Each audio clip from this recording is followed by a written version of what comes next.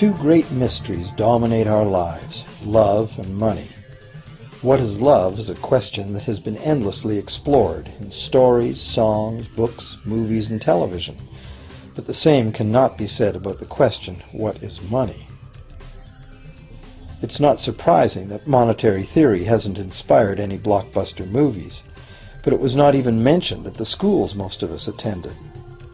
For most of us, the question, where does money come from, brings to mind a picture of the mint printing bills and stamping coins.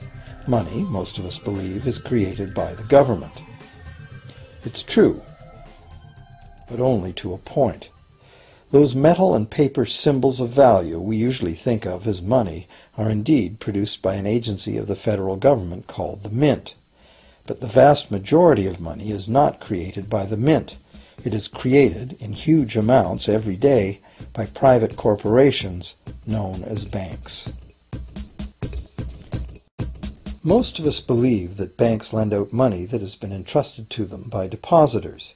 Easy to picture, but not the truth. In fact, banks create the money they loan, not from the bank's own earnings, not from the money deposited, but directly from the borrower's promise to repay. The borrower's signature on the loan papers is an obligation to pay the bank the amount of the loan plus interest, or lose the house, the car, whatever asset was pledged as collateral. That's a big commitment from the borrower.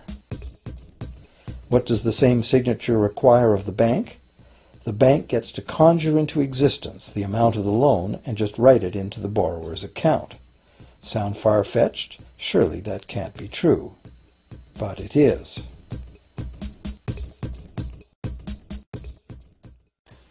To demonstrate how this miracle of modern banking came about, consider this simple story, the goldsmith's tale.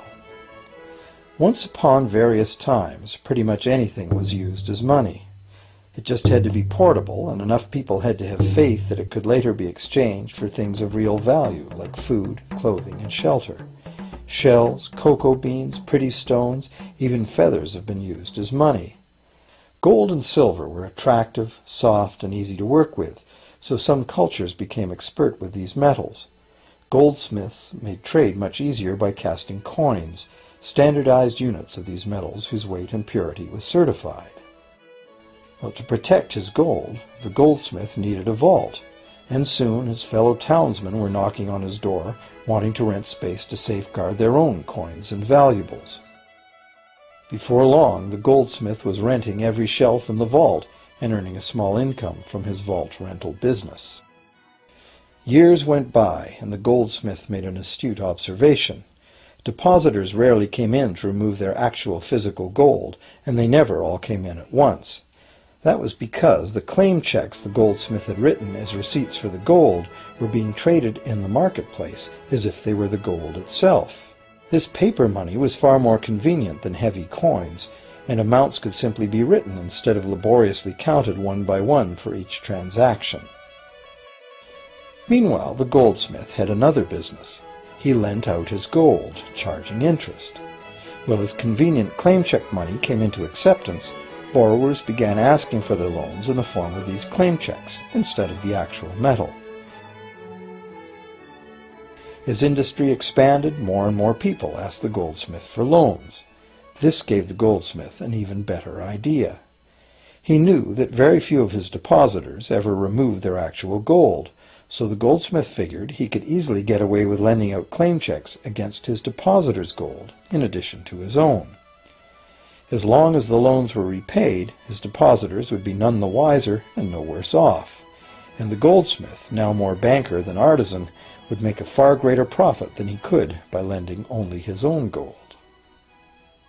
For years, the goldsmith secretly enjoyed a good income from the interest earned on everybody else's deposits. Now a prominent lender, he grew steadily richer than his fellow townsmen, and he flaunted it. Suspicions grew that he was spending his depositors' money. His depositors got together and threatened withdrawal of their gold if the goldsmith didn't come clean about his newfound wealth. Contrary to what one might expect, this did not turn out to be a disaster for the goldsmith. Despite the duplicity inherent in his scheme, his idea did work. The depositors had not lost anything. Their gold was all safe in the goldsmith's vault. Well, rather than taking back their gold, the depositors demanded that the goldsmith, now their banker, cut them in by paying them a share of the interest. And that was the beginning of banking. The banker paid a low interest rate on deposits of other people's money that he then loaned out at a higher interest. The difference covered the bank's cost of operation and its profit. The logic of this system was simple, and it seemed like a reasonable way to satisfy the demand for credit. However, this is not the way banking works today. Our goldsmith banker was not content with the income remaining after sharing the interest earnings with his depositors, and the demand for credit was growing fast as Europeans spread out across the world. But his loans were limited by the amount of gold his depositors had in his vault. That's when he got an even bolder idea. Since no one but himself knew what was actually in his vaults, he could lend out claim checks on gold that wasn't even there. As long as all the claim check holders didn't come to the vault at the same time and demand real gold, how would anyone find out?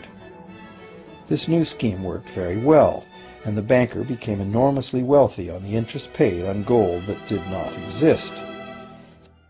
The idea that the banker would just create money out of nothing was too outrageous to believe, so for a long time the thought did not occur to people. But the power to just invent money went to the banker's head, as you can well imagine. In time, the magnitude of the banker's loans and his ostentatious wealth did trigger suspicions once again. Some borrowers started to demand real gold instead of paper representations. Rumors spread. Suddenly, several wealthy depositors showed up to remove their gold. The game was up. A sea of claim check holders flooded the street outside the closed doors of the bank. Alas, the banker did not have enough gold and silver to redeem all the paper he had put into their hands. This is called a run on the bank, and it is what every banker dreads.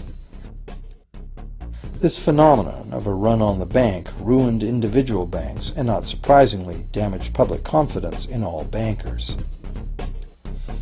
It would have been straightforward to outlaw the practice of creating money from nothing. But the large volumes of credit the bankers were offering had become essential to the success of European commercial expansion, so instead the practice was legalized and regulated. Bankers agreed to abide by limits on the amount of fictional loan money that could be lent out. The limit would still be a number much larger than the actual value of gold and silver in the vault. Quite often the ratio was 9 fictional dollars to 1 actual dollar in gold. These regulations were enforced by surprise inspections.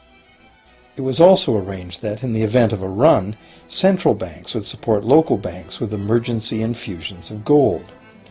Only if there were runs on a lot of banks simultaneously would the banker's credit bubble burst,